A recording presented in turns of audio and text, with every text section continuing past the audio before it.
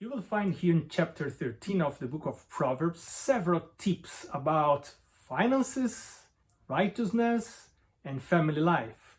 Let us start with the first one. He who guards his mouth, verse 3, preserves his life, but he who opens wide his lips shall have destruction. Close your mouth, and the chances that you will succeed are higher if you close your mouth.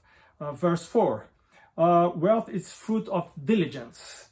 The soul of a lazy man desires and has nothing, but the soul of the diligent shall be made rich. Diligence is one of the foundations of wealth.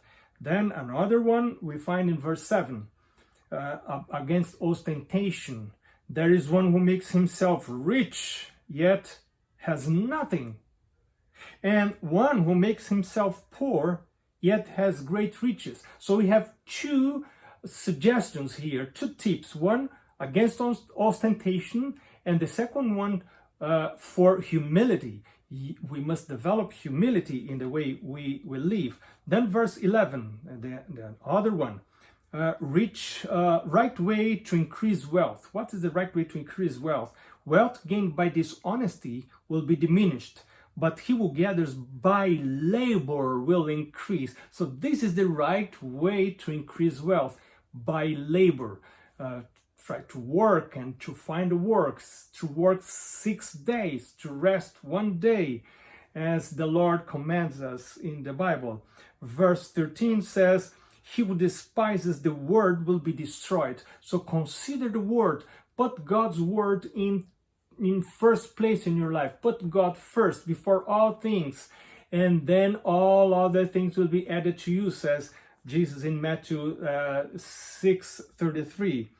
Also, verse 18 says, poverty and shame will come to him who disdains correction, but he who regards the rebuke will be honored. So if you don't believe that you are wise in your own eyes, then your chances are higher. Verse 20 says, he who walks with wise men, about companionship, will be wise. Remember that wisdom have to do with the fear of the Lord. But the companion of fools will be destroyed. Then verse 22 says, a good man leaves an inheritance to his children's children, but the wealth of the sinner is stored up for the righteous. Wow! So real wealth is related to fear the Lord. And then verse 24, the last verse I have selected for this moment here, for this episode. He who spares his rod hates his son, but he who loves him disciplines him promptly. Another translation for this word promptly is early. Don't wait you to be upset to discipline your children before you are upset, while you are still have self-control in order not to spank your children in a bad way.